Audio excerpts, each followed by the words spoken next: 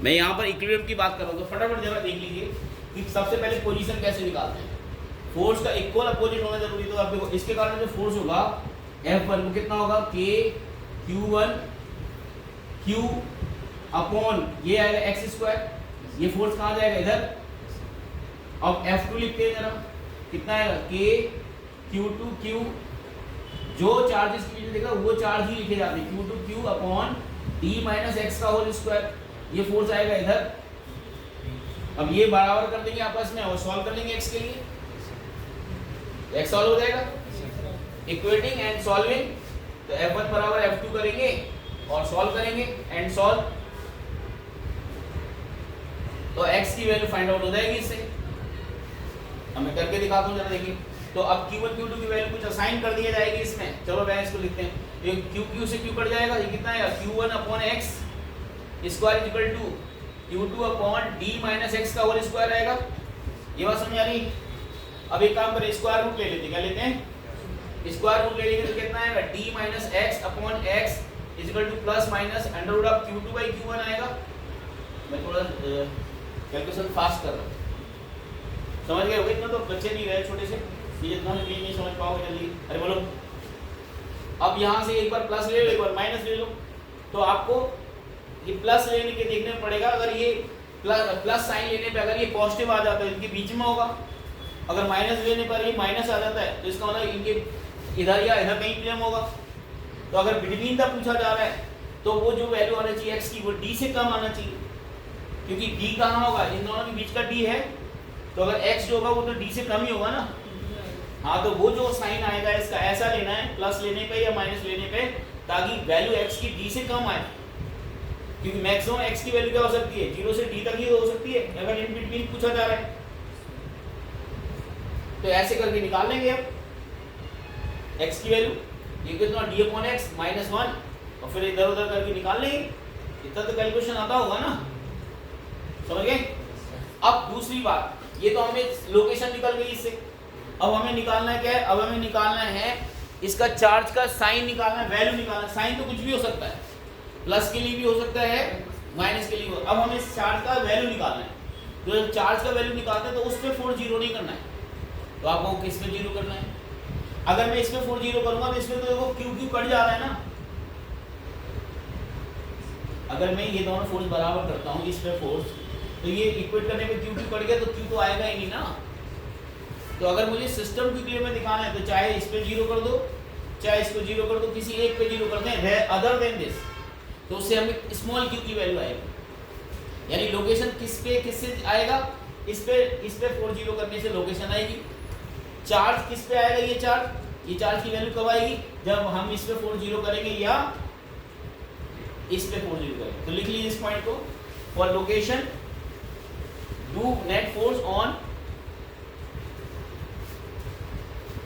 For location do net force 0 on third charge जो हमने place किया है। Do net force equal to 0 on third charge जो हमने प्लेस किया है, ये थर्ड वाला है। व्हाइल फाइंडिंग Q,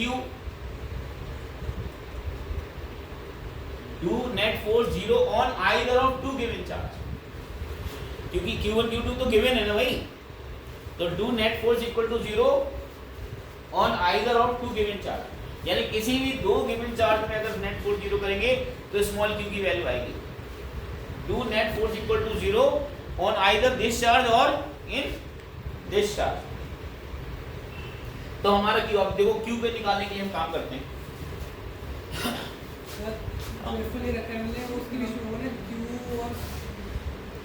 Q1 और Q2, हाँ हाँ, तो और क्या, इसने फोर्स इस पे कहाँ लगाया, इधर लगाया, इसने इस पे इधर लगाया ना, और इसने इस पे इधर लगाया, इस पे ही तो जीरो करा ना अभी, तो ये और ये बराबर कर दिए, ये इसके कारण है और ये इसके कारण है इस पर। अब मैं इस पे जीरो करूंगा या इस पे जीरो करूंगा, किसके लिए, ताकि स्मॉल क्यू आए। अगर मैं इसी पे जीरो करूंगा तो क्यू तो कट जाएगा ना, यहाँ से लोकेशन आ जाएगी। अब लोकेशन आ जाएगी तो हम इस पे जीरो करेंगे या इस पे जीरो करेंगे, तो चलिए इस पे जीरो करते हैं। तो लोकेशन फाइंड आउट करने के लिए हम गिवन चार्ज पे फोर्स जीरो करेंगे। Let F of Q1 is equal to 0, net force on Q1 equal to 0 करना है। इस पे कर रहा हूँ, तुम्हारी मर्जी, इस पे भी कर सकते हो। अब देखो कैसे करते हैं, ध्यान दो। अगर मैं, आप देखो अभी मैं थोड़ी देर के लिए प्लस मान लेता हूँ इसको, तो इसके बाद में फोर्स कहाँ आना चाहिए, इधर, क्योंकि ये तो प्लस है ही, और ये क्या है, ये कैसा है, ये प्लस है, ये भी प्लस है, इस पे फोर्स कहाँ आएगा, इधर। तो ऐसे निकले आ ही नहीं पाएगा। इसका मतलब ये दोनों प्लस प्लस, ये आपका क्या होना चाहिए, माइनस होना चाहिए। फिर अगर सिस्टम इक्विलिब्रियम में है, तो अगर पूरा सिस्टम इक्विलिब्रियम में रखना चाहते हो तो इसका साइन कैसा होना चाहिए, माइनस। क्यों, रीजन बताता हूँ। क्योंकि ये इसको अपनी तरफ खींचे और ये इसको कहाँ भेजे, इधर, क्योंकि इन दोनों में रिपल्सन होगा और इसमें अट्रैक्शन हो। अट्रैक्शन होने के लिए इसका साइन कैसा होना चाहिए, नेगेटिव। अगर सिस्टम इक्विलिब्रियम में गएगा तो ये 100% नेगेटिव होना चाहिए, क्योंकि अगर ये भी पॉजिटिव हो गया तो इसका भी पॉजिटिव इधर, इसका भी पॉजिटिव इधर, तो ये इक्विलिब्रियम में हो ही नहीं सकता। Q1 की बात कर रहे हैं। हाँ, Q1 की बात कर रहा हूँ। Q1 तो गिवन है ना, दोनों पॉजिटिव है। अब हमें ये डिसाइड यहाँ से हो रहा है कि अगर सिस्टम इक्विलिब्रियम में है तो इसका साइन नेगेटिव ही होना चाहिए। ये आप खुद डिसाइड करो कैसे। अगर पॉजिटिव होता है तो ये इधर फोर्स लगाएगा, ये भी इधर इस पे फोर्स लगाएगा, तो ये इक्विलिब्रियम में होगा ही नहीं ना। इसका मतलब ये पॉजिटिव तो है ही, ये तो इधर फोर्स लगाना ही लगाना है, यानी इसका मतलब इसको इधर लगाए तभी ये वाला फोर्स इस वाले फोर्स को बैलेंस कर पाएगा। इसका मतलब बीच का साइन कैसा होना चाहिए, बीच का चार्ज कैसा होना चाहिए, यानी Q1 should be negative, Q1 should be negative होना चाहिए। अब देखो कैसे वैल्यू निकालते हैं। अब इसमें फोर्स जीरो करता हूं मैं, कितना होगा, K Q1 Q upon x square equal to K Q1 Q2 upon d square. ये क्या किया, कुछ समझ आया कि नहीं आया? हमने इस पे फोर्स जीरो किया ना, तो इसके कारण तो ये वाला x आएगा और इसके कारण इस पे कौन सा आएगा, ये आएगा, d आएगा। अब x हमारे यहाँ से आ चुका है। अरे भाई ये x जो आया है यहाँ से निकलेगा, वो x यहाँ रख देंगे। तो अब देखो यहाँ से Q1 तो कट गया, Q1 तो कट गया, अब हमें क्या निकालना है, Q निकालना है। K से K कट गया, तो यहाँ से Q की वैल्यू कितनी आ जाएगी, ये आएगा Q2 x square upon d square, यही तो आएगा।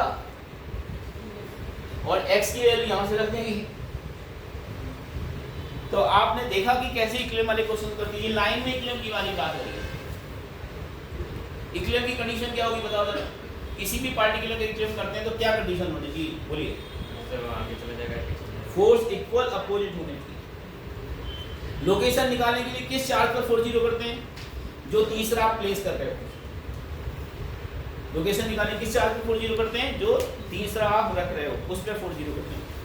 और पोजीशन निकालने के लिए, लोकेशन मतलब पोजीशन ही होगी, और चार्ज निकालने के लिए किस पर जीरो करेंगे, उसके अलावा किसी भी दो पर। उससे इसका साइन भी पता चल जाएगा। यानी साइन इसका ऐसा होना चाहिए कि अगर ये इधर दे रहा है तो ये इधर देना चाहिए, अगर ये इधर दे रहा है तो ये इधर देना चाहिए। अगर मान लो ये नेगेटिव होता, फॉर एग्जांपल देखो, अगर ये नेगेटिव होता तो ये फोर्स इस पे कहाँ लगाता, इधर, तो इसको कैसा होना पड़ता, पॉजिटिव, ताकि इधर लगाता। ये खुद लॉजिक लगाओ, रटने की कोई बात ही नहीं। फिजिक्स रटी नहीं जाती, समझी जाती है। समझ गए आप तो फिर तो कोई दिक्कत ही नहीं, फिर बड़े आराम से न्यूमेरिकल्स भी बनेंगे और कॉन्फिडेंस भी आएगा। डरने की कोई बात ही नहीं, पूरा कॉन्सेप्ट पर टिका हुआ है। तो इक्विलिब्रियम आपने स्ट्रेट लाइन में देख लिया कैसे होता है। अब हम देखने जा रहे हैं इक्विलिब्रियम मतलब किसी मतलब 2D में। इक्विलिब्रियम किसमें देख रहे हैं, इक्विलिब्रियम इन 2D। अब जरा देखो 2D में इक्विलिब्रियम कैसे देखा जाता है।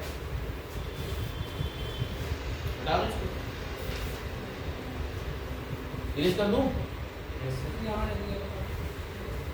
ये हटा, ये हटा दूं। अब इक्विलिब्रियम अगर हमें देखना है, मान लो consider equilibrium in a plane, right now equilibrium in a plane, plane में इक्विलिब्रियम देखना है। Equilibrium in a plane. अब जरा देखो, जैसे मान लो हमने एक चार्ज 4 चार्जेस कंसीडर कर लिए, 4 चार्जेस कंसीडर कर लिए। यहाँ चार्ज ले लिया प्लस क्यू, यहाँ ले लिया प्लस क्यू, और यहाँ ले लिया हमने स्मॉल क्यू, और यहाँ ले लिया हमने प्लस क्यू। ये सिचुएशन दे दी हमने, और आपको इस चार्ज की वैल्यू निकालनी है क्या है, ताकि ये वाला इक्विलिब्रियम में रहे। अरे बोलो, या हो सकता है ये वाला चार्ज की वैल्यू बताओ ताकि ये इक्विलिब्रियम में रहे। अरे बोलो, तो नाम दे देते जरा ए बी सी डी। अब इसमें लोकेशन नहीं पूछेगा, लोकेशन तो दे ही रखी है उसकी, इसको इधर उधर तो कहीं रखी नहीं है, इसको एग्जैक्ट लोकेशन हमने दे ही दी।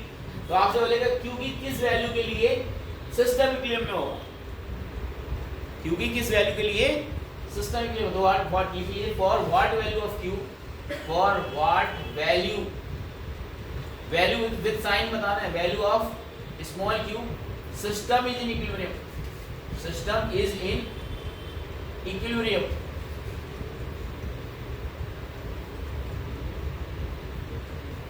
अब देखो, तो इसमें अगर इक्विलिब्रियम दिखाना है तो उसी चार्ज पे फोर्स जीरो करते हैं। अरे बोलो, तो चलो इसमें क्या होगा जरा ध्यान दो, इसके कारण इस पे हम इक्विलिब्रियम देखने जा रहे हैं। चलो ए पर इक्विलिब्रियम देखने जा रहे हैं, तो net force on A should be equal to zero होना चाहिए। बोलो, होना चाहिए कि नहीं? अभी ए का मैंने साइन नहीं दिया, ये अननोन है। क्या है बेटा, जो वो चीज अननोन होती है उसका साइन भी नहीं पता अभी है, साइन भी अभी बताएंगे हम आपको। अब जरा देखो, पहले एफबीडी बनाते हैं। थोड़ी देर के लिए मान लो ये पॉजिटिव है, थोड़ी देर के लिए मान लो, थोड़ी देर अज्यूम कर लो, अज्यूम करने में क्या जाता है, मान लो। तो जरा ध्यान दो, लिखना बंद करो। ये पॉजिटिव है, इस पे फोर्स कहाँ लगेगा, इधर लगेगा। इसको फोर्स को नाम दे देंगे F1। अरे बोलो, ऐसे ये वाला फोर्स भी सेम मैग्नीट्यूड का फोर्स देगा F1। अब देखो, ये और दोनों का प्रोडक्ट सेम है, ये डिस्टेंस भी सेम है, तो जितना ये F1 लगेगा उतना ये F1 लगेगा। ये इसके कारण इस पे लगा, ये जो फोर्स लगा इसके कारण इस पे लगा। अब देखो, ये भी प्लस, ये भी प्लस, तो ये इन दोनों का रिजल्टेंट कहाँ जाएगा, बीच में, और इसका भी रिजल्टेंट इधर ही जाएगा। तो ये तो कभी इक्विलिब्रियम में आ नहीं पाएगा। अगर ये प्लस है तो ये भी फोर्स इस पे इधर ही लगा रहा है। अरे भाई, प्लस प्लस इधर, इन दोनों का रिजल्टेंट भी इधर, तो ये कभी इक्विलिब्रियम में नहीं आ पाएगा। इसका मतलब ये चार्ज हमारा प्लस नहीं होना चाहिए, ये माइनस होना चाहिए। अब माइनस होने से क्या होगा, जरा ध्यान दो। माइनस होने से अब जरा चेक करते हैं क्या माइनस होने में ऐसा होगा। देखो, माइनस अगर मैंने इसको लिया तो ये वाला फोर्स इस पे कहाँ लगाएगा, अगर ये माइनस लिया हमने, ये वाला फोर्स इधर लगाएगा, ये वाला फोर्स इधर लगाएगा। अरे बोलो, और इसके कारण जो फोर्स आएगा इस पे, ये भी इधर आएगा, तब भी इक्विलिब्रियम में नहीं आएगा। अरे बोलो, मतलब ये चाहे मैं प्लस लूं चाहे माइनस, अगर ये चार्जेस सेम रहेंगे तो ये कभी इक्विलिब्रियम में नहीं, क्योंकि या तो रिजल्टेंट सबका इधर चला जा रहा है या सबका रिजल्टेंट बाहर भाग जा रहा है। इसका मतलब इसका साइन बदलना पड़ेगा हमें। अरे बोलो, ताकि इन दोनों के कारण इसमें फोर्स अगर बाहर लगे तो ये इसको बैलेंस कर दे अपोजिट डायरेक्शन में। लेकिन इसका चार्ज फिर क्यों नहीं होगा, इसका चार्ज फिर क्यों नहीं होगा, इसका चार्ज कुछ क्यू डैश मानना पड़ेगा। क्या मानना पड़ेगा, देखो कैसे। अगर मैंने थोड़ी देर लिए क्यू, इसे सिचुएशन एनालिसिस करने के लिए सिखा रहा हूं मैं आपको। अगर क्यू डैश मान लिया तो अब आप देखो, इसके कारण जो फोर्स आएगा इधर आएगा F1। अगर मैंने पॉजिटिव माना थोड़ी देर के लिए, तो इसके कारण F1 ही आएगा। इन दोनों का रिजल्टेंट क्या आ जाएगा, √2F1 इधर जाएगा, दो 90 डिग्री पे होता है, √2F होता है, बताया। अब अगर ये प्लस है और ये आपका कितना है, ये प्लस है, तो ये आपका क्या होना चाहिए, माइनस होना चाहिए फिर, या ये प्लस होगा तो ये माइनस होना चाहिए। अगर ये माइनस होगा तो इधर चला जाएगा, इसलिए इसको साइन बदलना पड़ेगा, इसको साइन बदलना पड़ेगा, इसको माइनस करना पड़ेगा, ताकि ये जो रिजल्टेंट फोर्स आएगा इसका इधर, यानी F2, ये √2F1 से बैलेंस हो जाए। मतलब इसके कारण अगर ये आपका प्लस है तो ये माइनस तभी तो इधर लगे, यानी F2 हमारा इसके बराबर अगर हो जाए, F2 अगर हमारा √2F1 के बराबर हो जाए अपोजिट डायरेक्शन में, तो ये बैलेंस हो जाएगा। अगर ये प्लस है और ये माइनस है, यानी Q डैश का साइन कैसा होना चाहिए, Q डैश का साइन नेगेटिव होना चाहिए। अरे बोलो, और अगर ये पॉजिटिव लेता तो ये तीनों पॉजिटिव होते तो कभी भी क्लेम नहीं आ पाता, चाहे ये प्लस हो चाहे ये माइनस हो। तो ये 2D में आप क्लेम चेक कर सकते हो ऐसे। तो जनरली एग्जाम में आएगा, इसमें 1D वाले आएंगे, तो फटाफट नोट कर लो, ये बस लिख लेना है इस चीज को कि इसके अपोजिट क्वाड्रेंट पे जो चार्ज रखा होगा उसका साइन अपोजिट होना चाहिए। Q डैश कैसे निकलेगा वो निकाल लेते हैं। देखो Q डैश, इसको इक्वेट करके निकालेंगे। देखो कैसे, ये F2 को लिखेंगे कितना, ये कितना √2L हो जाएगी डिस्टेंस। अब देखना F2 की वैल्यू लिखते हैं K Q, ये स्मॉल q चार्ज है, small q dash upon √2L का होल स्क्वायर इक्वल टू कितना है, K √2 टाइम्स F1 की वैल्यू कितनी आ जाएगी, इन दोनों के बीच में जो फोर्स लगेगा ये आएगा आपका Q अपॉन एल स्क्वायर, इसको सॉल्व कर लेंगे तो के तो ये है ही, के से के कट जाएगा और ये क्यू से क्यू कट जाएगा, तो क्यू डैश की वैल्यू आ जाएगी आपकी रूट, ये आएगा आपका Q root two Q upon कितना आएगा, ये रूट 2 तो है ही, तो 2 रूट 2 आएगा, तो कितना आएगा 2 रूट 2 क्यू, और ये साइड कैसा होना चाहिए, माइनस में होना चाहिए, कैसा होना चाहिए, तो आ गया वैल्यू, तो बोलो मतलब कुल मिला के जिस पर इक्विलिब्रियम देख रहे हैं उस पर नेट फोर्स जीरो करने के लिए दो अपोजिट फोर्स होना चाहिए, क्या होना चाहिए, एक तो इन दोनों का रिजल्टेंट ये जो गया ये इसके अकेले से बैलेंस हो जाए, और अगर ये प्लस ले लेते ना तो ये भी उधर ही चला जाता, तो बैलेंस नहीं होता, इसका मतलब ये साइन निगेटिव होना चाहिए, ये इस तरह से फटाफट नोट कर लीजिए। ये इस पे क्वेश्चन भी करवा देता हूँ।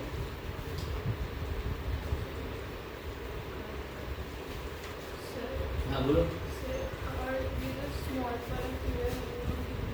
ये स्मॉल वाला की जो है ना, ये इसकी लोकेशन हमें चार्ज की वैल्यू थोड़ी निकाली, इसकी चार्ज अगर हमें क्यू डैश पता है तो या तो ये पता होगा, ये कोई एक मिसिंग होता है, एक पता होना चाहिए, तो ये पता होना चाहिए ये, तो हमने इसकी जगह हमने ये वाला अननोन बोल दिया क्यू डैश। अगर इसका साइन अगर मैं इसको क्यू भी मानता हूँ तो इसको नेगेटिव क्यू मानना पड़ेगा, लेकिन नेगेटिव क्यू तो मानोगे, लेकिन मैग्नीट्यूड सेम नहीं हो सकता, क्यों, ये वाला जो चार्ज है इनसे इतना ताकतवर हो ताकि इन दोनों के रिजल्टेंट को अपोजिट डायरेक्शन बैलेंस कर दे, इसलिए क्यू नहीं हो सकता। खुद सोचो अगर ये क्यू हो जाता तो ये वाली कम डिस्टेंस पे जो फोर्स लगा रहा है, तो ये अगर क्यू होता तो ये ज़्यादा डिस्टेंस फोर्स लगा रहा है, बैलेंस कर ही नहीं पाता, कम फोर्स लगाता, इसलिए इसका मैग्नीट्यूड भी डिफरेंट होना चाहिए, ज़्यादा दूर तक वही फोर्स अफेक्ट डाला है ना वो, इसका मतलब मैग्नीट्यूड इसका डिफरेंट होना चाहिए, क्यू के बराबर होगा तो कभी भी नहीं आ पाएगा, क्यों डिस्टेंस ज़्यादा है और सेम चार्ज होता तो कैसे बैलेंस कर लेता वो अकेला, इन दोनों के रिजल्टेंट को कैसे बैलेंस कर सकता था, तो दो ये रिजल्टेंट को बैलेंस करने के लिए इसको हमें मैग्नीट्यूड भी इसका बढ़ाना पड़ेगा और साइन भी अपोजिट लेना पड़ेगा, ये चीज़ है। अब इक्विलिब्रियम एक और इसमें आ जाता है कि उसमें स्ट्रिंग कनेक्टेड ब्लॉक का इक्विलिब्रियम भी देखा जाता है। स्ट्रिंग कनेक्टेड ब्लॉक का मान लो हमने दो इंसुलेटिंग थ्रेड ले लिए, लिख लो पहले इसको, एक दूसरी सिचुएशन पूरी में इक्विलिब्रियम बता रहा हूँ।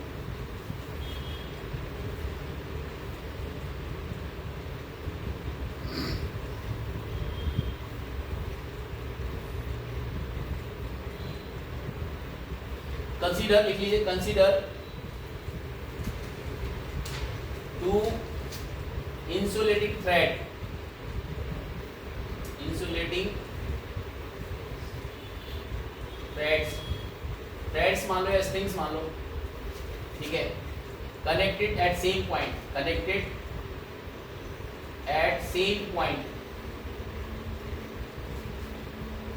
And two charges Q1 and Q2 are connected at free ends as shown। अब दोनों के चार्जेस अलग अलग हैं लेकिन दोनों प्लस प्लस हैं, मतलब शुरुआत में ऐसे रखा है, इसको सेम पॉइंट से कनेक्ट कर दिया गया है ऐसे, इसका चार्ज Q1 है, इसका चार्ज Q2 है, इसका मास m1 होगा, इसका मास m2 का, तब दोनों के चार्जेस अलग अलग है तो मासेस भी अलग अलग होंगे। भाई क्या होगा, रिपल्सन के कारण क्या होगा, ये थोड़ा सा ऐसे फैल जाएगा, रिपल्सन लगेगा ना इसमें, रिपल्सन के कारण ऐसे फैल जाएगा और ये कुछ एंगल बनाएगा वर्टिकल के साथ, जितना एंगल ये बनाएगा उतना ही एंगल ये बनाएगा,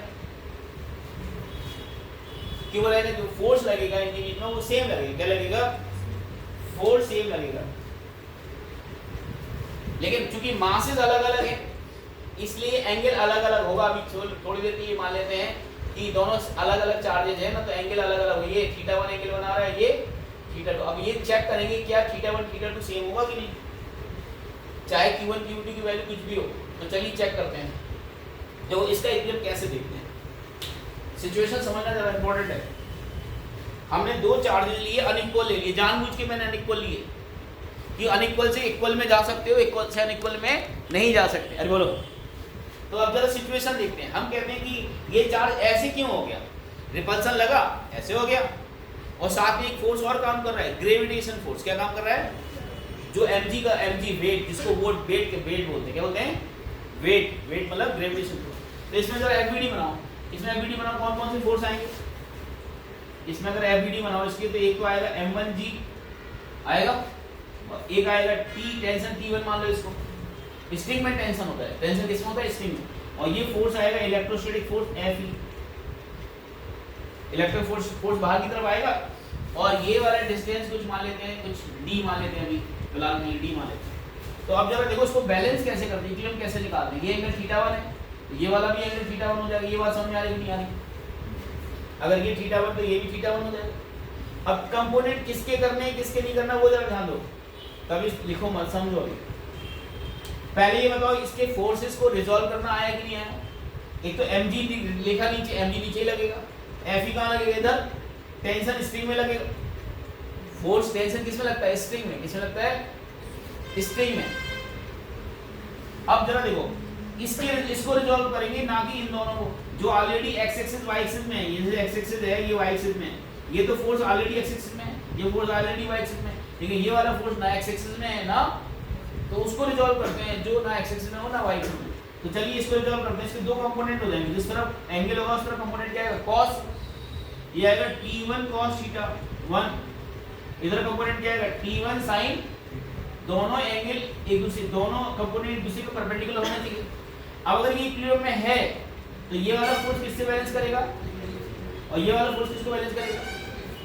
तो फॉर इक्विलिब्रियम ऑफ m1, इसको मान लें m1। इतना बना लो, साफ डायग्राम बनाना, कॉपी मोड़ा मत करो यार, सीधा रखो। इतना बड़ा लिखने के लिए दिया है, मोड़ो मत। और इसके लिए फाइल बना लो यार, इसके लिए लापरवाही से काम मत करो यार, हैं? तो प्रॉपर फाइल बना लो कायदे से।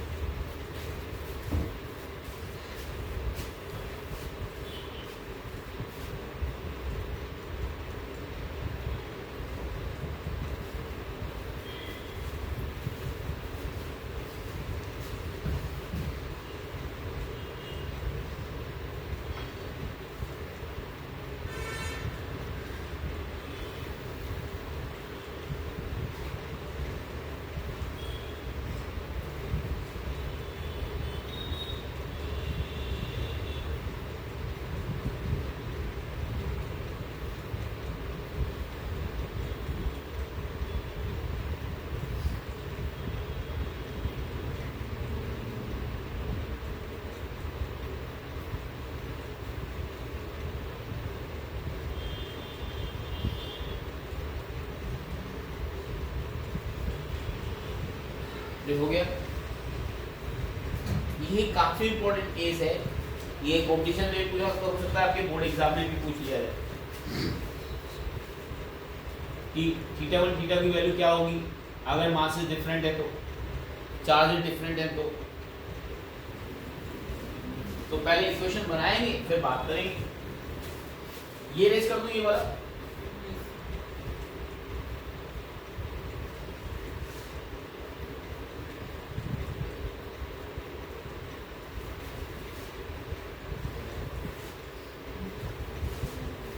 चलिए आगे बढ़े। चलिए अब कंपोनेंट जो करे थे हमने, इसका कंपोनेंट मैंने मिटा दिया, फिर से लिख देता हूँ। इस पे कंपोनेंट बने, ये आपका आएगा T1, ये M1G और ये आएगा आपका Fe, और यहाँ पर ये आएगा M2G। ये एंगल मैंने अभी θ1 कहा है, ये एंगल अभी θ2 कहा है, ये एंगल θ1 होगा, ये एंगल θ2 होगा। इसके दो कंपोनेंट हो जाएंगे T2, यहाँ टेंशन T2 मान रहे हैं, यहाँ पर टेंशन T1 मान रहे हैं। ये अगर T1 cos θ1, ये कंपोनेंट हो जाएगा आपका T1 sin θ1, ये कंपोनेंट हो जाएगा T2 sin θ2, बोलो मेरे साथ, ये आएगा T2 cos θ2। अब इक्वेशन इसका दिखा रहे हैं फॉर M1 इक्विलिब्रियम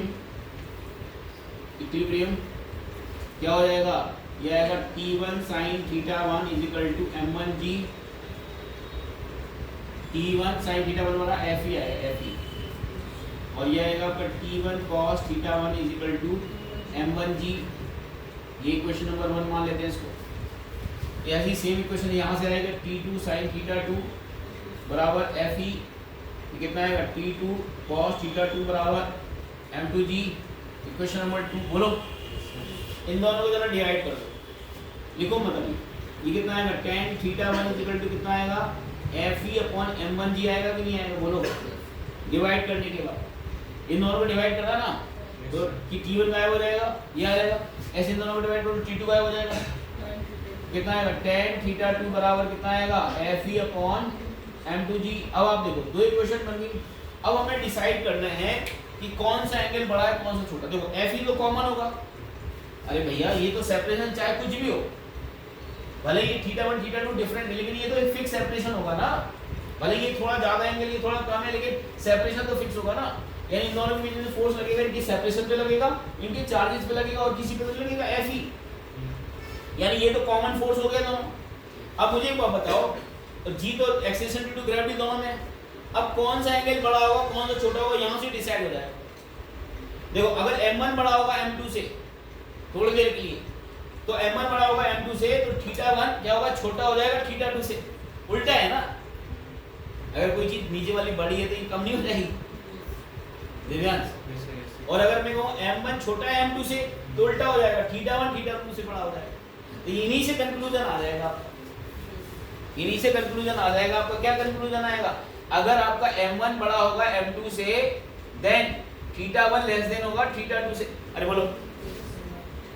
और अगर m1 छोटा है m2 से तो θ1 बड़ा होगा θ2 से, बोलो। और अगर m1 बड़ा है m2 से, m1 बराबर m2 से तो θ1 बराबर क्या होगा, अरे बोलो। ये कंक्लूजन हमने लिख दिया है, तो ये रटने की कोई बात ही नहीं है, चीजें क्लियर होगी कि कौन सा एंगल बड़ा होगा कौन सा छोटा होगा क्यों होगा, इसीलिए।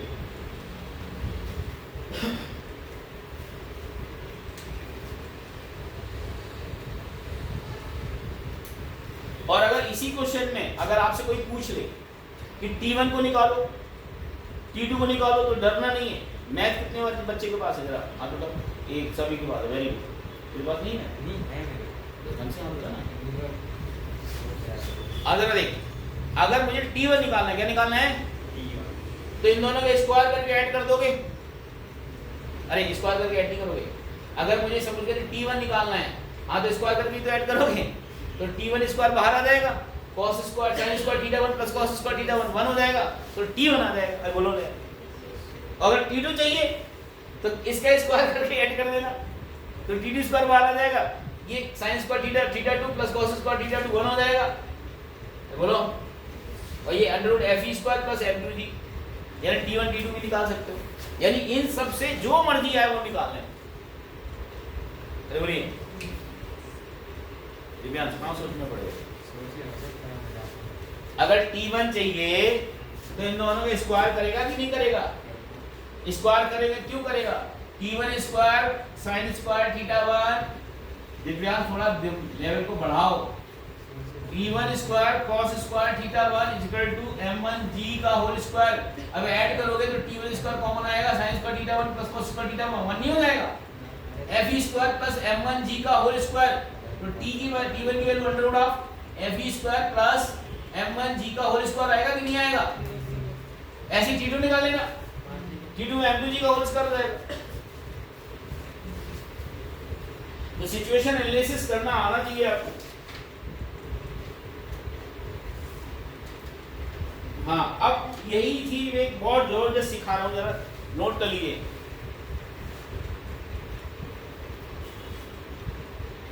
कुछ पूछना तो बता दो। कौन सा लाइट चार्जेस लिए, लेकिन मासेस तो लिए ना, उसको कंसीडर करें ना। m1 m2 मास लिए ना, लाइट वाले को लाइट चार्जेस। हाँ चाहे प्लस लो चाहे प्लस, अगर प्लस माइनस लोगे तो चिपक नहीं रहेंगे, तो वो तो हटेंगे ही नहीं। अरे बोलो लाइक लेने से ही तो रिपल्सन होगा, अनलाइक लोगे तो फिर चिपक जाएंगे। फिर उसमें कैसे क्या दिखाओगे, क्लियर हीट ही खत्म हो गया।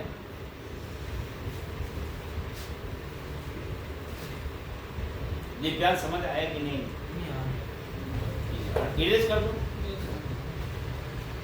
अब देखो इसी में एक क्वेश्चन और पूछा जाता है, आपने रिलेटिव डेंसिटी पढ़ी है 11th में, नाम सुना है रिलेटिव डेंसिटी? रिलेटिव डेंसिटी बताता हूँ क्या होता है, पढ़ी तो होगी सब भूल गए लेकिन अब बताता हूँ। जब कोई सी भी सब्सटेंस की डेंसिटी वाटर के रिस्पेक्ट में ली जाती है उसको रिलेटिव डेंसिटी बोलते हैं, आरडी बोलते हैं। क्या बोलते हैं? आरडी। उसको शॉर्ट में बोलते हैं एसजी। क्या बोलते हैं? स्पेसिफिक ग्रेविटी पहले बोलते थे उसको, आज के समय में उसको आरडी बोलते हैं।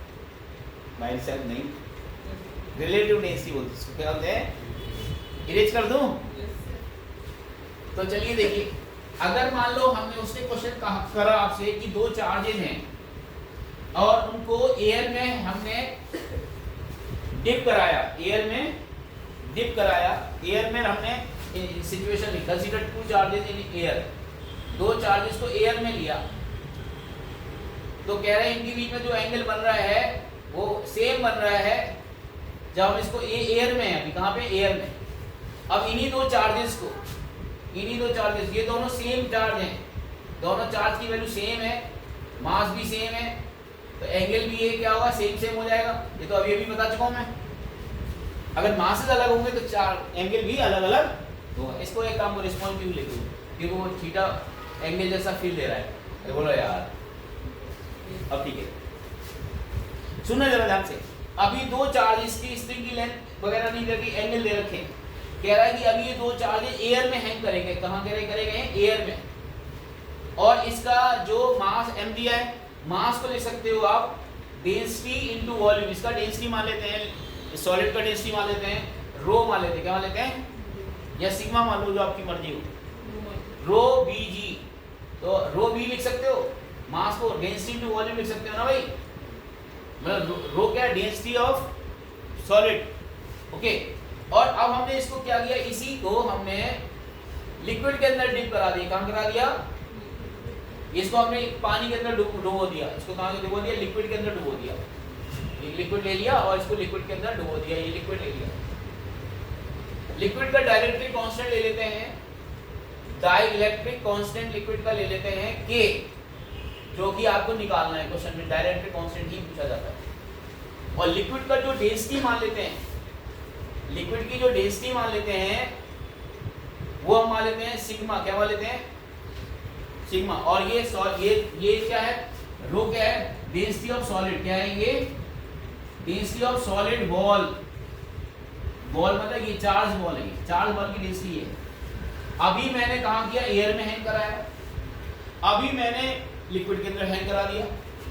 और ये कहा जाता है क्वेश्चन में कि ये जो एंगल है वो नहीं बदल रहा है, वो वही रह रहा है सेम। ये एंगल जो है ये वही रहता है, जो पहले था वही अभी भी है। तो क्या बताओ?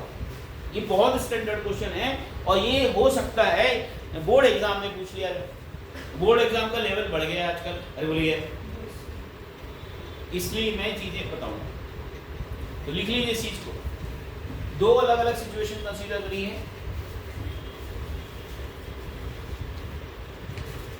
दो इंसुलेटिंग थ्रेड से सेम चार्ज हैंग किए गए हैं। दो इंसुलेटिंग थ्रेड से सेम चार्ज हैंग किए गए हैं।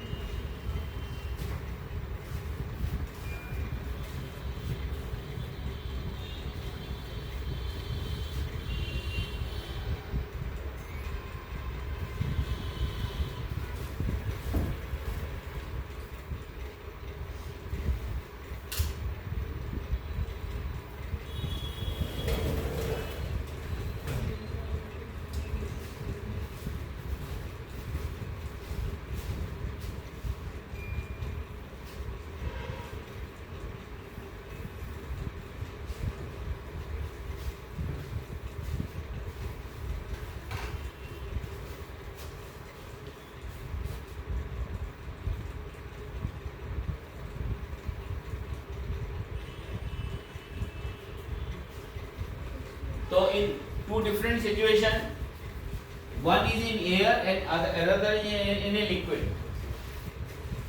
the one thing is same, angle remain constant. अगर एंगल जो है वर्टिकल के साथ दोनों सिचुएशन में सेम है, कंडीशन दे रखी है एंगल थीटा रिमेन सेम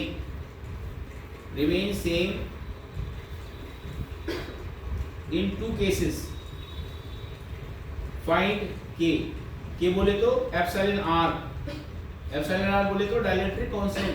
अरे बता चुका हूं इसका, क्योंकि जब मीडियम बढ़ जाता है ना तो force on either of charge will change, but force between the charges will not change. अरे बोलिए, तो चलिए जरा देखिए इसमें इक्वेशन क्या बनी थी हमारी, बताओ जरा। टी इसमें बना था T1, ये इक्वेशन डायरेक्ट लिख सकते हो। tan θ1 क्या बना था इसमें, tan θ1 मतलब tan θ1 क्या बना था, Fe/mg बना था कि नहीं बोला। ये इक्वेशन तो आप लिख चुके हैं, कैसे ये बताने की जरूरत नहीं है। ऐसे अगर इस सिचुएशन में एंगल, अब इस डायग्राम में फोर्स बदल जाएंगे, जरा ध्यान देना। एक तो यहाँ पे टेंशन T डैश मान लेते हैं थोड़ी देर के लिए, लिखना बंद करोगे, और ये एंगल हमने थीटा ही माना, ये क्या होगा T डैश cos थीटा, और इधर mg आएगा। एक फोर्स और इसमें बढ़ जाएगा एक्स्ट्रा, बुआंसी। कौन सी बन जाएगी, अपथ्रस्ट आ जाएगा। मतलब जब भी कोई भी लिक्विड में बॉडी डुबोई जाती है तो लिक्विड बॉडी पे फोर्स लगाता है, जिसको बोलते हैं अपथ्रस्ट। क्या बोलते हैं, अपथ्रस्ट बोलते हैं। तो वो B मान लिया। अब एक फोर्स और इधर आएगा, ये अब Fe नहीं आएगा, ये Fe/k आएगा। यहाँ पे फोर्स कौन सा लग रहा था, Fe लग रहा था। यहाँ टेंशन मैंने T माना, वहाँ T डैश क्यों माना, क्योंकि वहाँ फोर्स बदल गए ना, हाँ मीडियम आ गया। और ये आपका क्या आएगा mg, और यहाँ कंपोनेंट इसका क्या आएगा T, ये आएगा आपका T cos थीटा, ये आएगा T sin थीटा। इन दोनों इसको इसके बराबर करोगे, इसको बराबर करके जब डिवाइड करोगे तो यही तो आएगा tan थीटा। अरे अभी आप देख चुके हैं आप, लेकिन अब यहाँ पे जरा ध्यान दो, लिखना बंद करो। यहाँ पे क्या आएगा जरा देखो, T डैश sin थीटा, यहाँ पे T डैश sin थीटा किसके बराबर आएगा, Fe/k के बराबर। अरे बोलो, और यहाँ से T dash plus T dash cos theta plus B बराबर किसके आएगा, mg के। अरे आएगा कि नहीं। अब एक काम करो, B को उधर ले लो, इस इक्वेशन से लिखो T डैश cos थीटा बराबर कितना आएगा, mg माइनस B। अब ये इक्वेशन आई और ये इक्वेशन, अब इन दोनों को डिवाइड करो। अब आपको उधर ले जाके क्यों डिवाइड किया, ताकि T डैश गायब हो।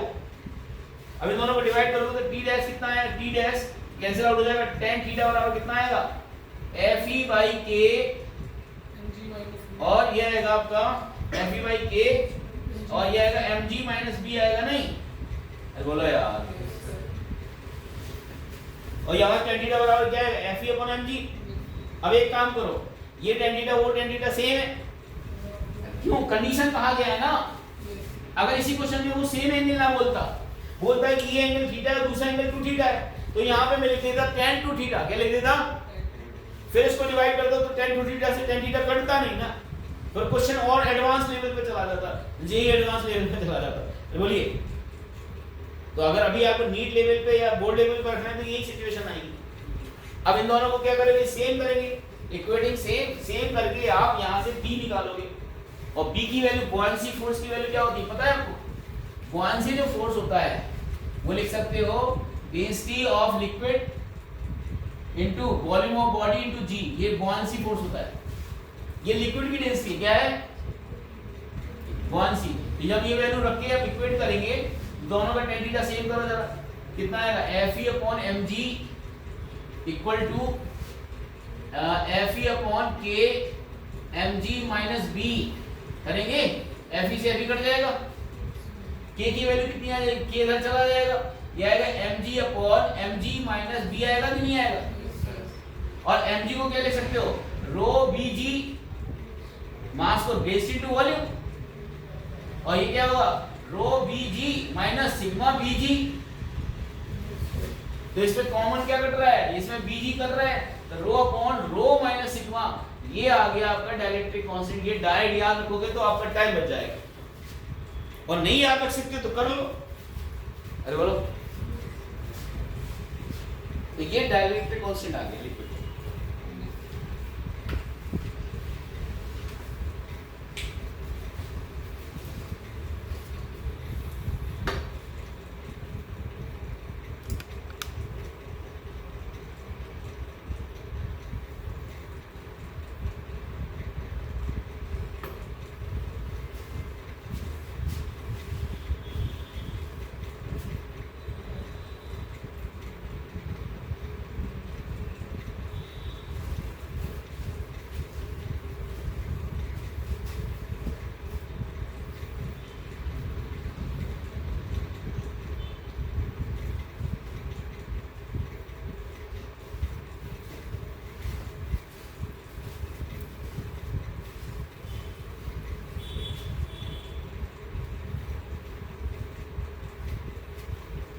ये सारी चीजें आपको खुद से ही करना है, घर पे जाके काम किया करो।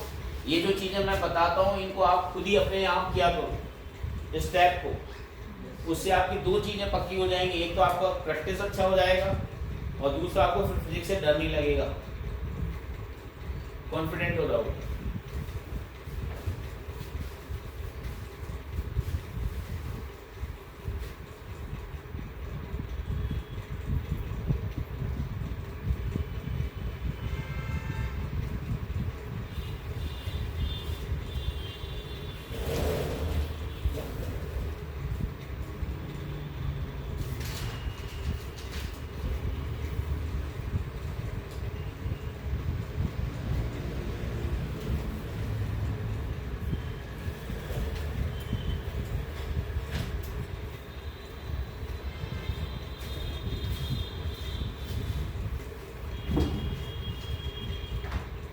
अब हम आगे का टॉपिक स्टार्ट करने जा रहे हैं, इलेक्ट्रिक फील्ड। क्या पढ़ने जा रहे हैं?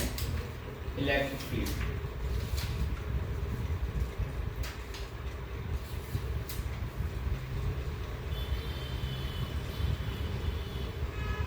एक क्वेश्चन लिख लो घर के लिए, हम आपको शीट तो देंगे, एक क्वेश्चन आप मेरी तरफ से लिख लीजिए।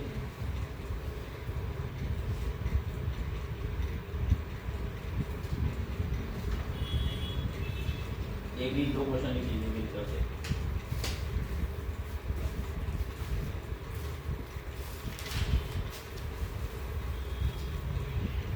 अगर कभी भूल भी जाओ ना तो पता याद करने का तरीका क्या है, देखो जो डेंसिटी बड़ी होगी ना उससे छोटी डेंसिटी को घटाना है। सॉलिड डेंसिटी ज्यादा होना चाहिए लिक्विड से, तभी तो वो स्ट्रिंग टाइट रहेगी।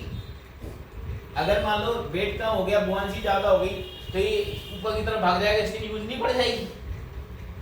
याद रखना कि हमेशा ज्यादा वाली इसको कम वाली डेंसिटी से घटाना है। अगर कभी कंफ्यूजन हो जाएगी किसकी है, सॉलिड की या लिक्विड की कौन सी है, तो सॉलिड की ज्यादा होनी चाहिए लिक्विड से, ये ध्यान रखना। तो सॉलिड माइनस लिक्विड होना चाहिए, ऊपर सॉलिड नीचे सॉलिड माइनस क्या डेंसिटी। और देखो ये dimensionless constant, dimensionless है क्योंकि density upon density, no unit no dimension, ये चीज।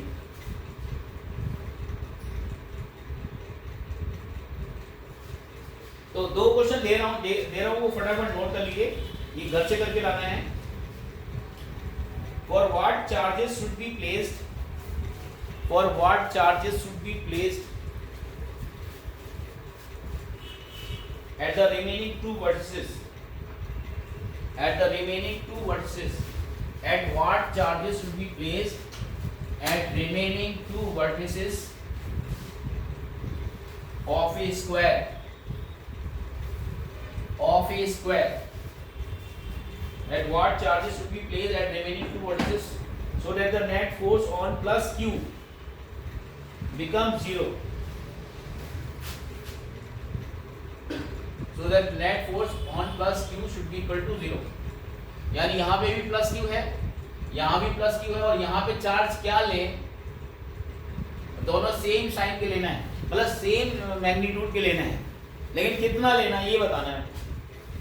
What charges should place at these two corners, ताकि इस पे फोर्स या इस पे फोर्स क्या हो, 0। क्वेश्चन साफ साफ लिख लीजिए। What charges should be placed at the remaining two vertices so that force on plus q charge becomes 0। और साइड ऑफ स्क्वायर जो है, साइड जो है स्क्वायर की, side of square equal to a है, यानी सारी साइड सेम है।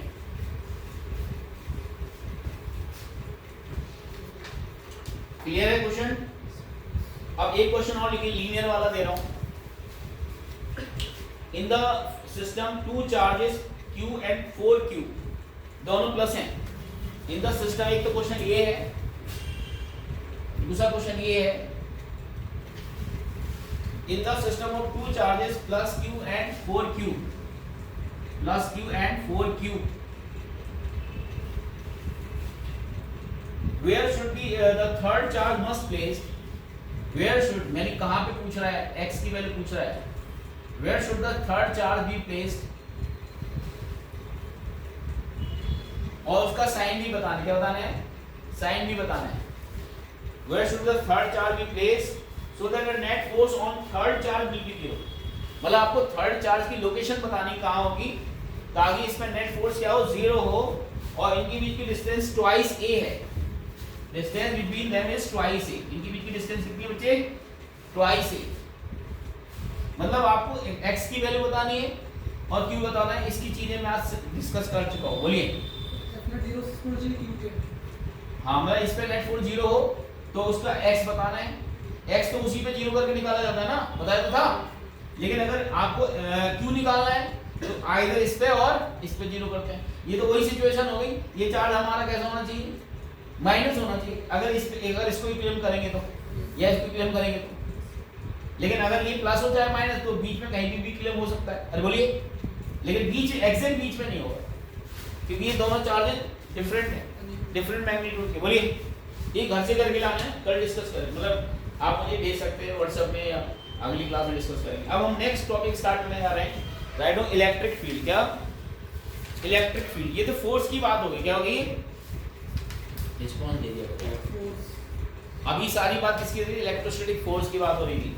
अब मैं बात कर रहा हूँ इलेक्ट्रिक फील्ड की। इलेक्ट्रिक फील्ड क्या है जरा समझ लो इसको। व्हाट इज इलेक्ट्रिक फील्ड, हटा दो इसको। तो इलेक्ट्रिक फील्ड अगर देखा जाए तो एक रीजन को बोलते हैं, किसको बोलते हैं, reason, space.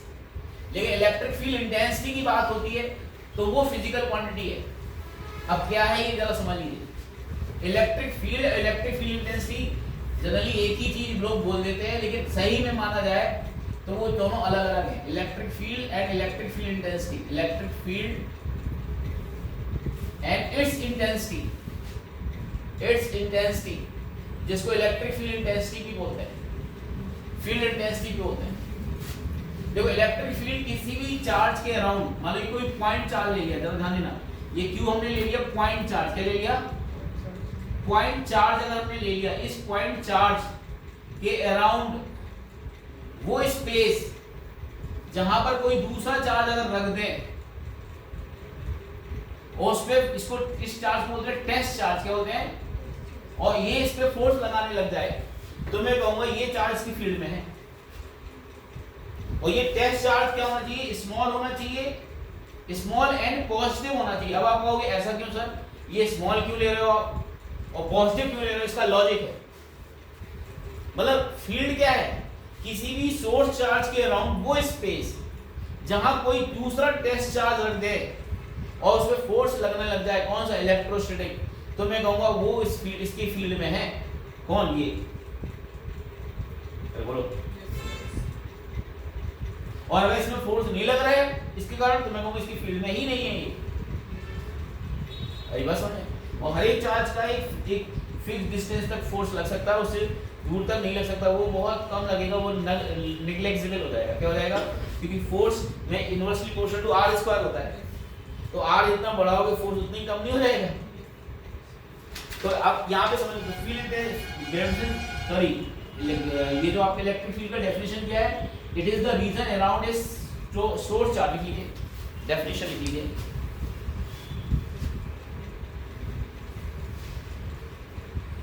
Region around, region around a source charge where another charge को बोलते हैं हम लोग टेस्ट चार्ज। क्या बोलते हैं, test charge will experience force। क्या, will experience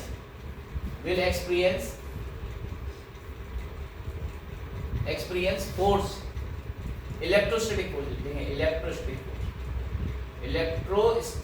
force, electrostatic force feel करते हैं, उस रीजन को इलेक्ट्रिक फील्ड बोलते हैं। अब बात आ रही इसकी इंटेंसिटी क्या होती है, जरा ध्यान देना। इंटेंसिटी क्या होती है, इंटेंसिटी जो डिफाइन होती है ई वेक्टर से डिफाइन होती है, इसको बोलते हैं इलेक्ट्रिक फील्ड इंटेंसिटी। क्या बोलते हैं, इलेक्ट्रिक फील्ड, बोलो मेरे साथ, electric field intensity.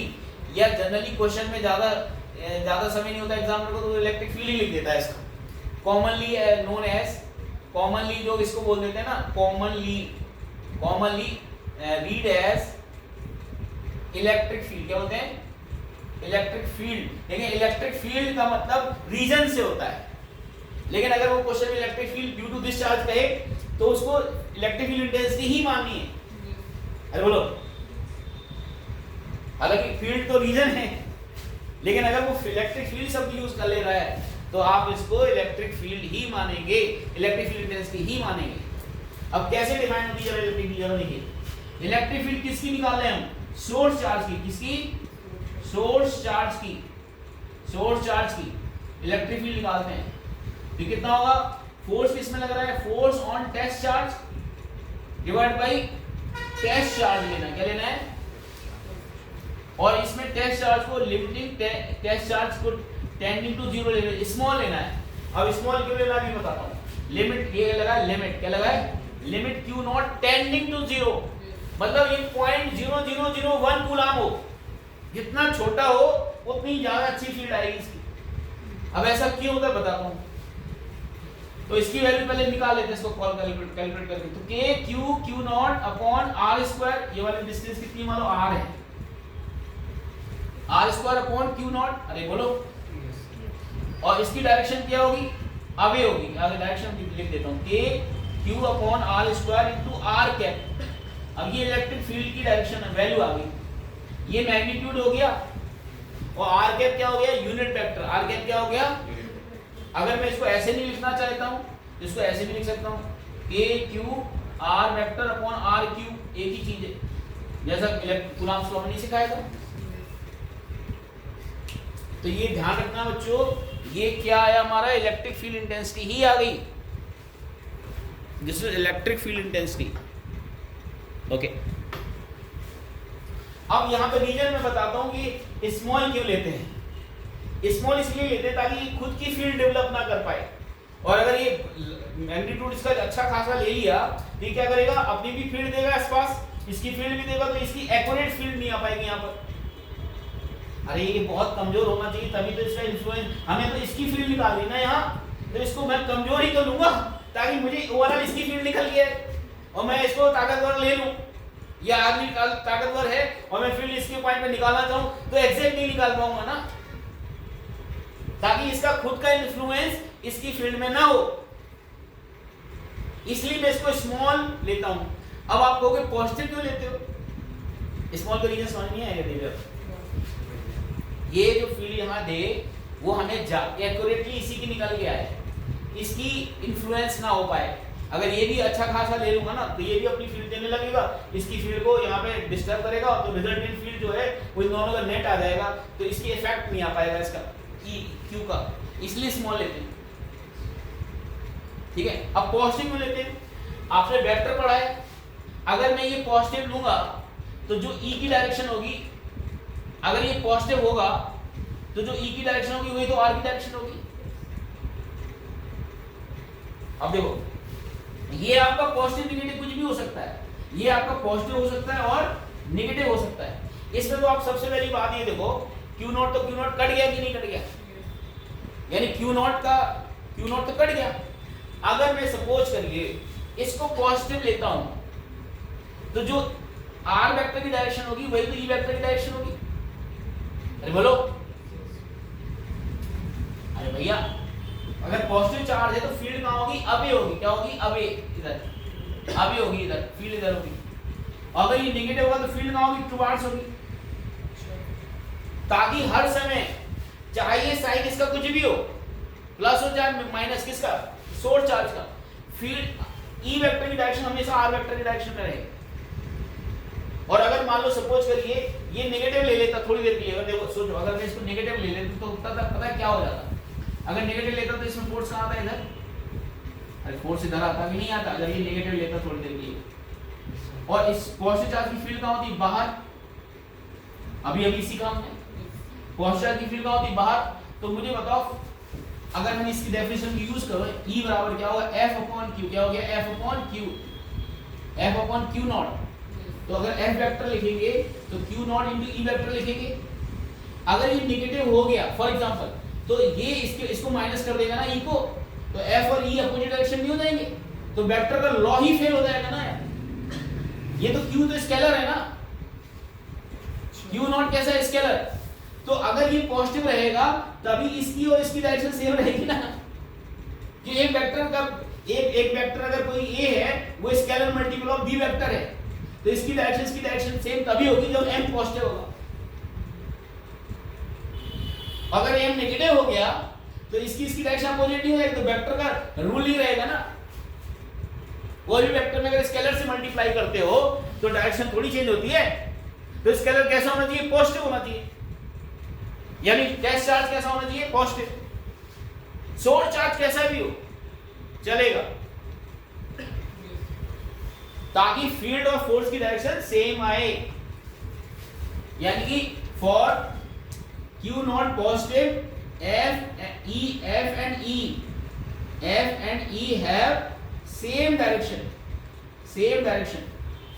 but for Q not negative F and E are in opposite direction, जो कि पॉसिबल नहीं है, जो कि नॉट पॉसिबल नहीं है। F और E का डायरेक्शन हमेशा क्या होना चाहिए? सेम होना चाहिए। अगर हमारा सोर्स चार्ज पॉजिटिव है, अरे बोलिए, इसलिए स्मॉल लेते हैं और पॉजिटिव लेते हैं।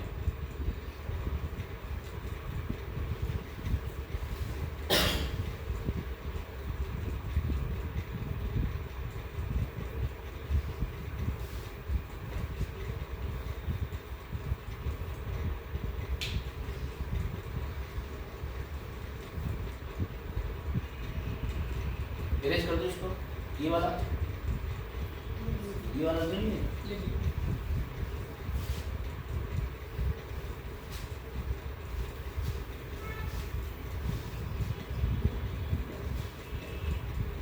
तो आपने ये देख लिया कि इलेक्ट्रिक फील्ड जो अगर पॉइंट चार्ज की लिखनी है वो सिर्फ चार्ज के मैग्नीट्यूड पे डिपेंड करती है और चार्ज के साइन पे डिपेंड करती है। तो ये डायरेक्ट सीख लो इस बात को, पूरा लिख लो पहले।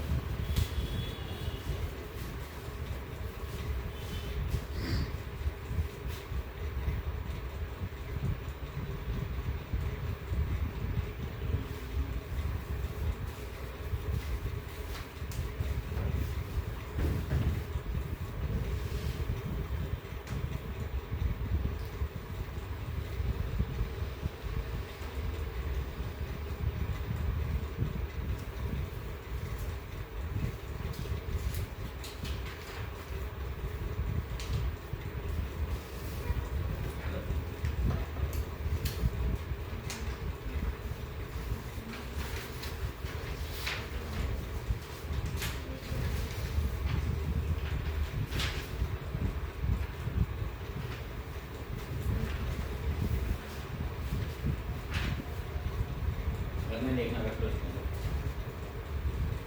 मुड़ो नहीं, मुड़ा मत लो, ऐसे सीधा सीधा कॉपी में रख लो काम में उनको।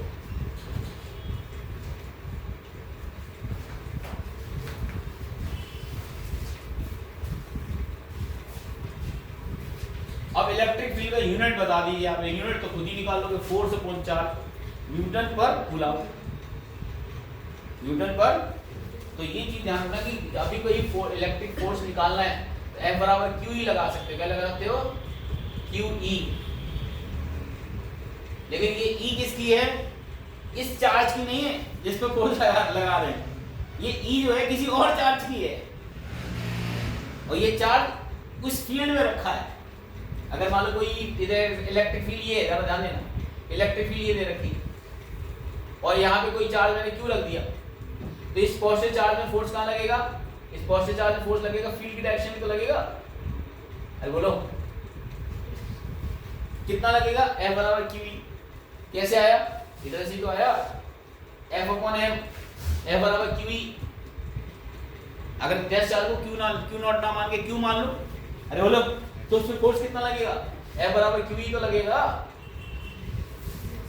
लेकिन अगर मैं इसी फील्ड में नेगेटिव चार्ज रख दूं, किसको रख दूं, तो उसमें फोर्स अपोजिट डायरेक्शन लगेगा। अगर मैं इसी फील्ड में नेगेटिव चार्ज रख देता हूं, -2 चार्ज रख दिया इस फील्ड में, तो ये फील्ड की डायरेक्शन इधर है, इसमें फोर्स का लगेगा अपोजिट लगेगा, ताकि ये बैलेंस हो जाए, -Q और इसकी डायरेक्शन जो है वो माइनस करके अपोजिट कर देगा। इसको क्या कर देगा? ये बात दिमाग में सेट कर लो, नेगेटिव चार्ज में फोर्स अपोजिट लगेगा, वैल्यू इसकी भी क्यू ही होगी बट अपोजिट लगेगा। पॉजिटिव चार्ज में फोर्स हमेशा फील्ड की डायरेक्शन में लगेगा और नेगेटिव चार्ज में फोर्स हमेशा फील्ड के अपोजिट लगेगा। लिख लो इस चीज को, force on positive charge, force कौन सा, electric force on positive charge is always in the direction of E vector, while electric force on negative charge is always in the opposite direction। किसमें रहेगा बच्चे, opposite direction में रहेगा। किसके opposite, E के। ये दिमाग में सेट कर लो अच्छे से, बात फंडामेंटल लॉ हो गया ये। और फोर्स की यूनिट हो गई न्यूटन पर कूलम। इलेक्ट्रिक फोर्स की यूनिट हो गई, इलेक्ट्रिक फील्ड की यूनिट हो गई, unit of electric field unit is Newton पर कूलम। डायमेंशन लिखना चाहते हो तो डायमेंशन फॉर्मूला लिख सकते हो, न्यूटन का हो गया ml t की पावर -2 अपॉन कूलम का क्या होगा 80। इलेक्ट्रिक फील्ड का डायमेंशन होगा m की पावर 1 L की पावर 1 T की पावर -3 A की पावर -1। ये इलेक्ट्रिक फील्ड का डायमेंशनल फार्मूला हो गया, निकाल सकते हो तुरंत। Q बराबर I × T होता है, I A और टाइम T तो AT। तो electric field due two point charge आपने देख ली और उस पॉइंट चार्ज की फील्ड का फार्मूला क्या बन गया, KQ/R²। क्या बन गया, तो कभी भी कोई भी पॉइंट चार्ज आपको दिखाई दे स्पेस में तो उसकी फील्ड पूछे तो फट से लिख देगी KQ/R²।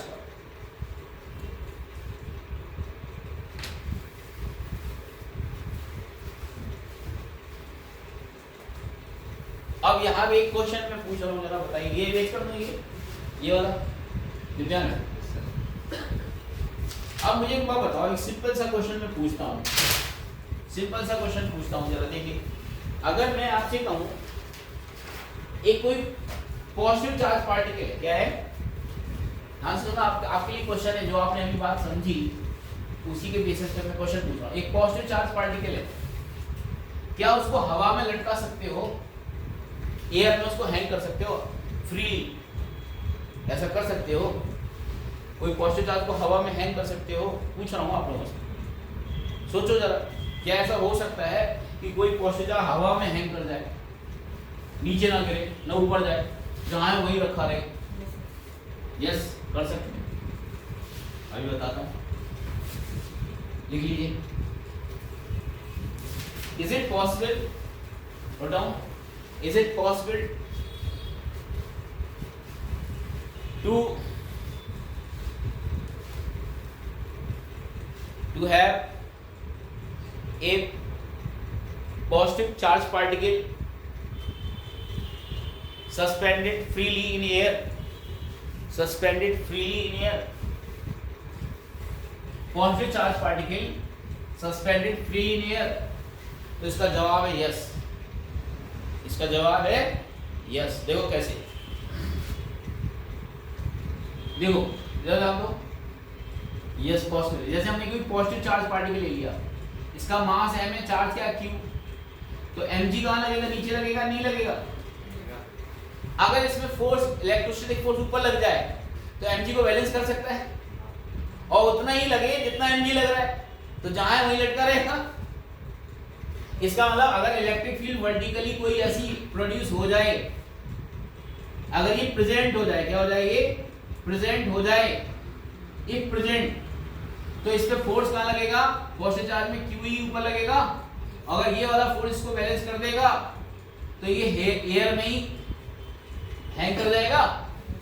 एट इक्विलिब्रियम क्या होगा, इक्विलिब्रियम में ये हमेशा हवा में ही लटका रहेगा। अर्थात वो पूछ सकता है कि इलेक्ट्रिक फील्ड की वैल्यू क्या होगी, ये हो जाएगा Q × E बराबर mg। इलेक्ट्रिक फील्ड की वैल्यू क्या हो जाएगी, mg/q। अरे बोलो यार, यानी अगर इलेक्ट्रिक फील्ड इतनी हो जाए तो ये हवा में लटका रहेगा। अब अगर आपसे कह दिया कि इलेक्ट्रिक फील्ड अगर इससे ज्यादा हो जाए तो ये ऊपर जाएगा कि नीचे जाएगा? अगर इलेक्ट्रिक फील्ड इससे ज्यादा हो जाए mg/q से, तो ऊपर जाएगा ही नीचे जाएगा? ऊपर जाएगा। यानी एक्सीलरेट हो जाएगा, क्या हो जाएगा? और अगर इलेक्ट्रिक फील्ड इससे कम हो जाए और इसका मतलब रेस्ट में रहेगा, इसका मतलब रेस्ट में रहेगा इस सिचुएशन में। और अगर केस में अगर हम ले लेते हैं कि अगर E की वैल्यू mg/q से ज्यादा हो जाए तो मूविंग अप क्या हो जाएगा? Moving up with acceleration, moving up with acceleration. और वो एक्सेलरेशन क्या होगा? देखो एक्सेलरेशन कैसे निकालते हैं? Stop writing. नेट जब ये ऊपर जाने लग जाएगा तो नेट फोर्स ऊपर की तरफ कितना होगा? QE - mg। अरे लिखोगे नहीं?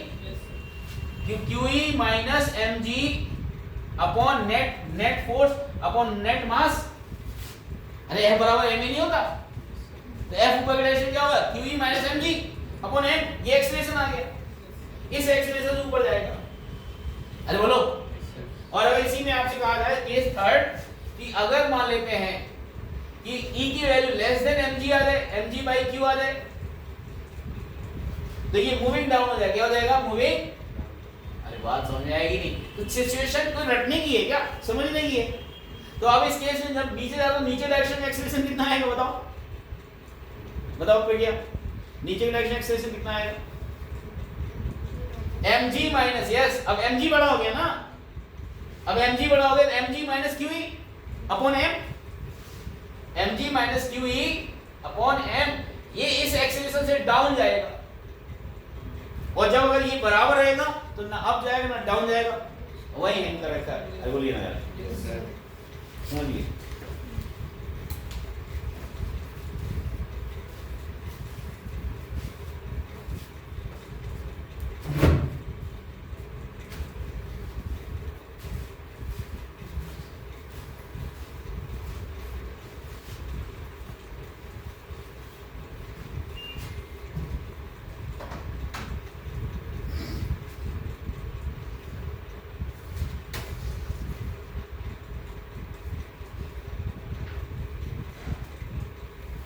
अब इसी में मेरे क्वेश्चन मन कर रहा है क्वेश्चन बनाने का, है ना?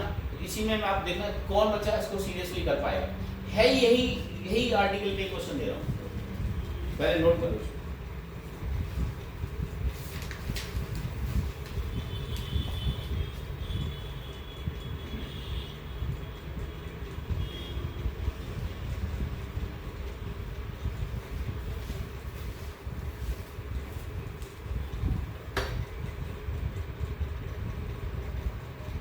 हो रहा है mg बराबर QE हो रहा है, तो इक्विलिब्रियम हो रहा है। क्या हो रहा है? ना नीचे जा रहा है ना ऊपर जा रहा है। अब अगर मैं आपसे कहूं, अगर देखो इलेक्ट्रिक फील्ड का डायरेक्शन यही दे रखा है सेम। अगर मैं आपसे कहूं कि इलेक्ट्रिक फील्ड की वैल्यू mg/q जो है इसका 3 टाइम्स होता है। क्या होता है? सुनना जरा ध्यान से, इंटरेस्टिंग चीज बोल रहा हूं। यहाँ भी चेक होगा कि आपका माइंड कॉम्पिटिटिव है या नहीं है, अभी चेक हो जाएगा।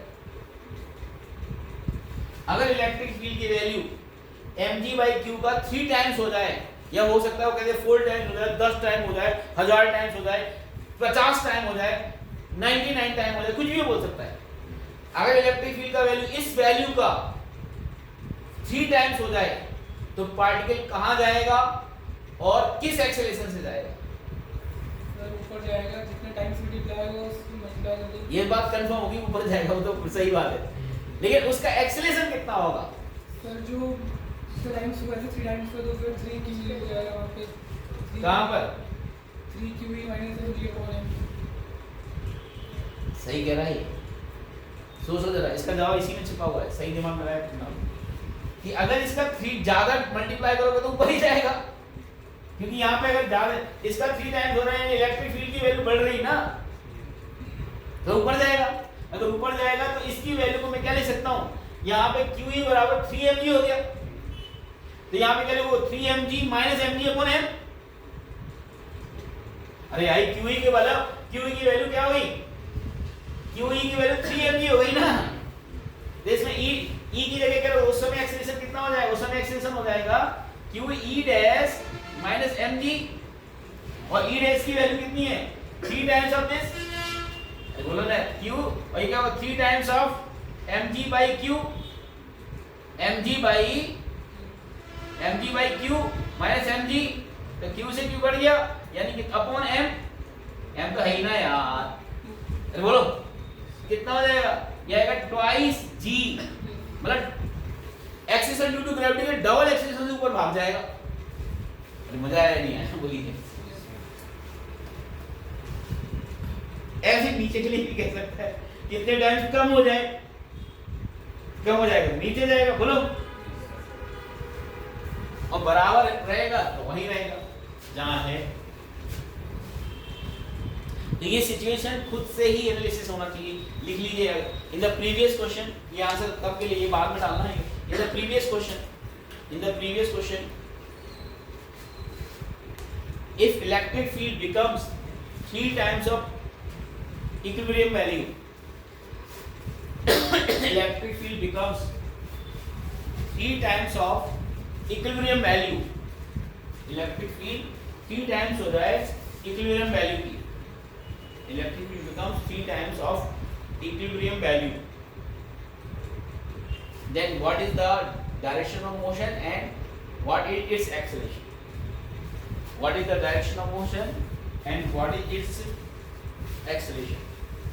तो ऊपर जाएगा और एक्सेलरेशन होगा 2g।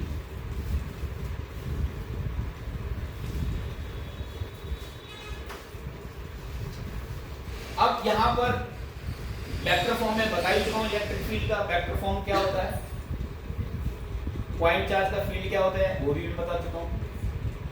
आगे बढ़ते हैं।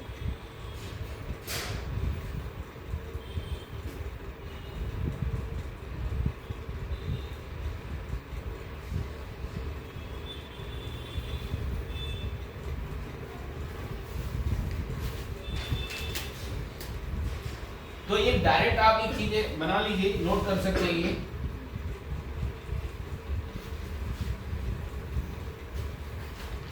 कि अगर हमारे पास कोई भी पॉजिटिव चार्ज होते हैं, डायरेक्ट एक चीज सीख लीजिए, पॉजिटिव चार्ज की फील्ड हमेशा अवे होती है, दूर होती है उससे। ये इलेक्ट्रिक फील्ड लाइंस खींची मैंने, इलेक्ट्रिक फील्ड लाइंस क्या होती है ये बताऊंगा।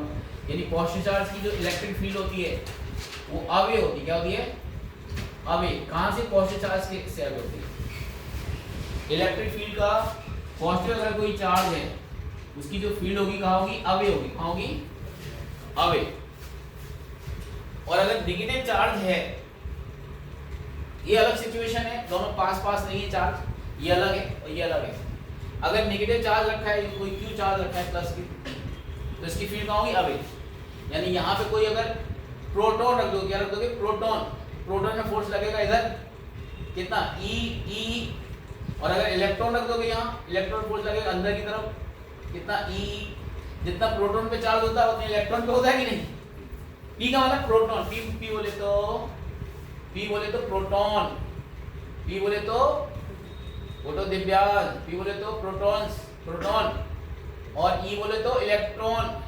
इलेक्ट्रॉन में फोर्स अंदर क्यों आया, इसका रीजन आज मैं बता चुका हूँ। नेगेटिव चार्ज में फोर्स अपोजिट होता है और पॉजिटिव चार्ज फोर्स, प्रोटॉन का चार्ज कितना होता है, प्लस ई। प्रोटॉन का चार्ज कितना होता है, charge on proton plus E होता है, and charge of electron equal to minus E होता है, इसलिए इलेक्ट्रॉन अंदर की डायरेक्शन फोर्स आएगा।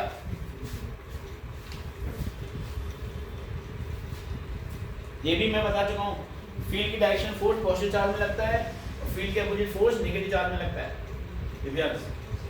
अगर नेगेटिव चार्ज है, मान लो कोई क्यू, इसकी फील्ड कहाँ होगी, टुवार्ड्स होती, कहाँ होती है, नेगेटिव चार्ज की फील्ड कहाँ होती है, towards. Electric field direction negative charge का कारण कहाँ होती है, अंदर की तरफ होती, कहाँ होती है, बोलो ना यार। अब मुझे को बताओ, अगर मैं यहाँ पे प्रोटॉन रखता हूँ, इसमें फोर्स कहाँ लगेगा, अंदर या बाहर, फील्ड की डायरेक्शन में लगता है, सो है क्या। इलेक्ट्रिक फील्ड अंदर होगी तो प्रोटॉन में फोर्स कहाँ लगेगा, अंदर लगेगा, प्रोटॉन।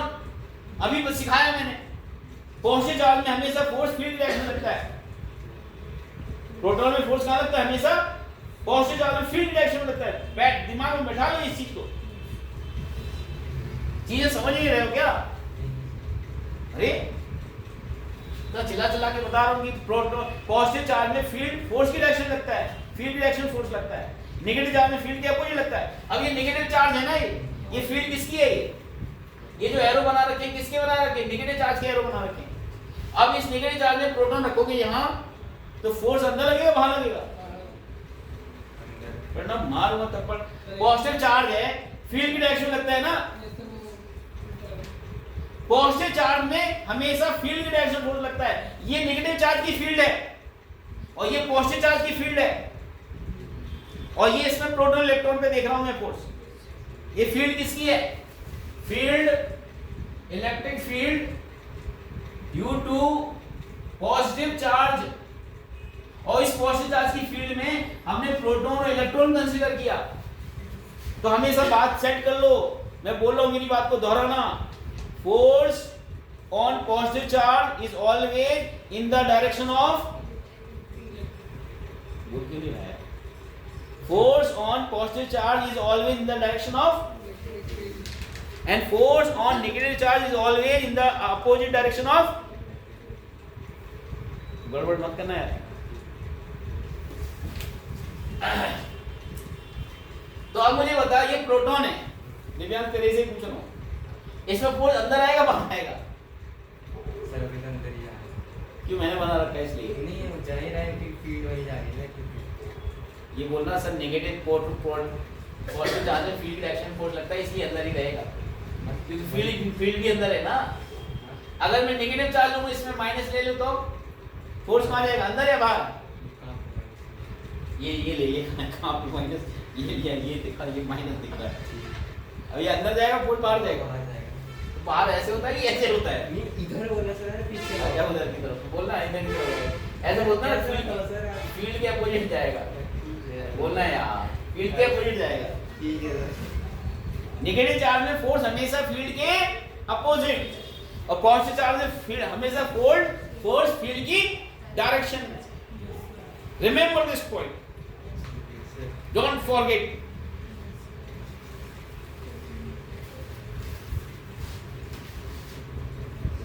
ये किसकी है? Electric field due to negative charge, और नेगेटिव चार्ज की फील्ड में, अब नेगेटिव चार्ज की फील्ड अंदर होता है, इनवर्ड्स होती है। क्या होती है? फील्ड, इलेक्ट्रिक फील्ड इनवर्ड्स होती है। इलेक्ट्रिक फील्ड इज इनवर्ड्स, कहां होगी? टुवर्ड्स प्लस माइनस क्यू होगी। कहां होगी? टुवर्ड्स माइनस क्यू, मतलब इलेक्ट्रिक फील्ड कहां होगी? Towards minus Q. और यहां इलेक्ट्रिक फील्ड की डायरेक्शन क्या होगी? Electric field is away from plus Q, मतलब प्लस क्यू से अवे होगी फील्ड, मतलब पॉजिटिव चार्ज की फील्ड उससे दूर होती है और नेगेटिव चार्ज की फील्ड उसकी तरफ होती है। लेकिन फोर्स अब किस में देख रहे हो, वो आप देखो, पॉजिटिव की नेगेटिव। फील्ड अलग बात है, फोर्स अलग बात है। फील्ड में ही तो फोर्स लगेगा ना भाई। तुम्हारे अंदर कोई चार्ज नहीं है और तुम फील्ड में तुम्हें मैं बिठा दूं तो मेरे फोर्स, तुम्हारे में फोर्स लगेगा कि नहीं लगेगा? लगेगा कि नहीं लगेगा? हाँ, नहीं लगेगा। और तुम नेगेटिव हो तो तुम्हें फोर्स कहाँ लगेगा? फील्ड की डायरेक्शन में अपोजिट। और पॉजिटिव हो तो फोर्स कहाँ लगेगा? फील्ड के डायरेक्शन में। अरे बोलो यार, मैं ऐसे बोलवाऊंगा ताकि दिमाग में याद हो जाए।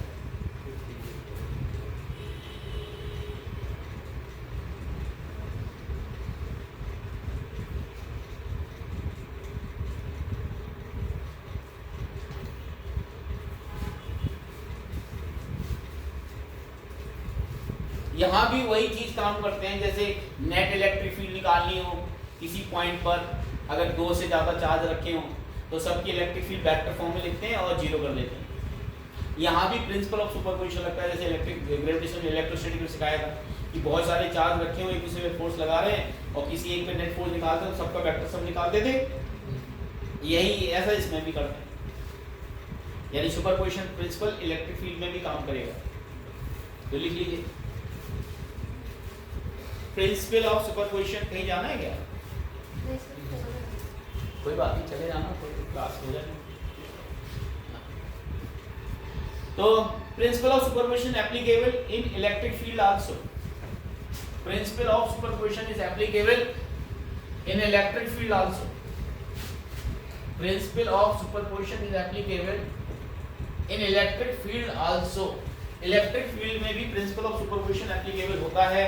कैसे होता है जरा देखिए। अगर मान लेते हैं ये हमारा x एक्सिस है, ये y एक्सिस है और ये जेड एक्सिस 3 डायमेंशनल है।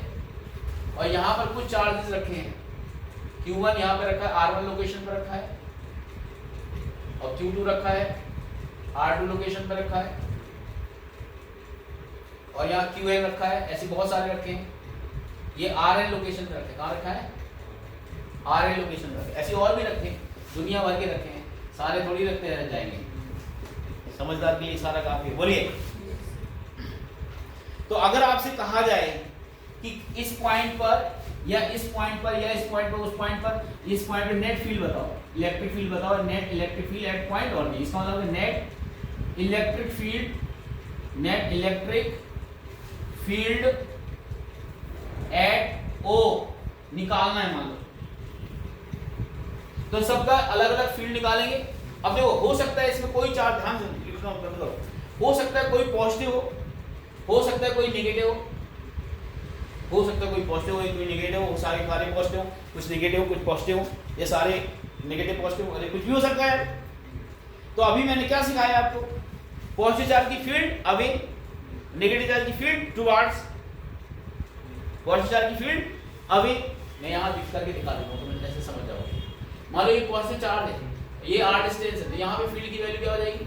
बोलो मेरे साथ, k मतलब क्या? k बोले तो 1/4 k बोले तो 1/4 pi epsilon not k q/r² तो लिखोगे। अब चूंकि पॉजिटिव है इसलिए r कैप का क्या होगा? जैसे o मान लो, इसको a मान लो, तो r कैप का डायरेक्शन क्या होगी? r कैप की डायरेक्शन होगी OA कैप। क्या होगी? OA cap.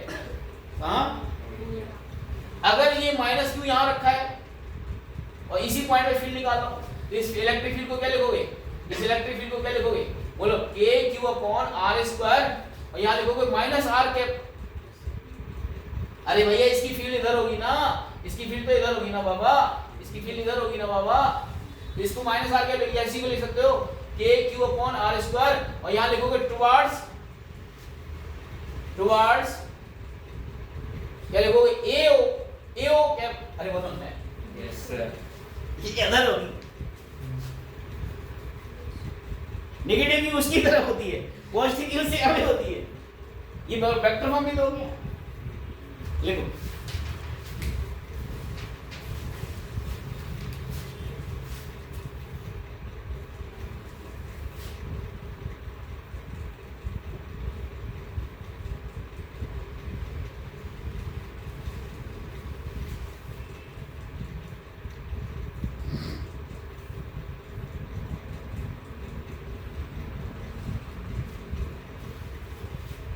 तभी मैंने -r कैप लगा दिया उसको।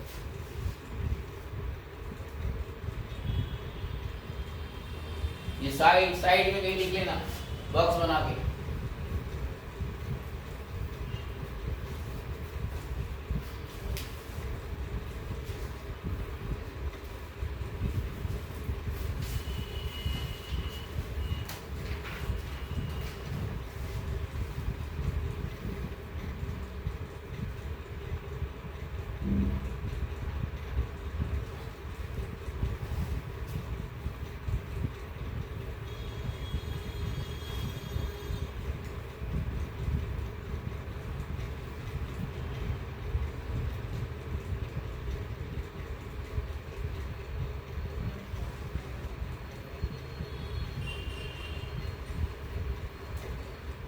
तो ये फील्ड आपको समझ आ गई किस डायरेक्शन में होगी। हमेशा याद रखना कि due to positive charge field will be away.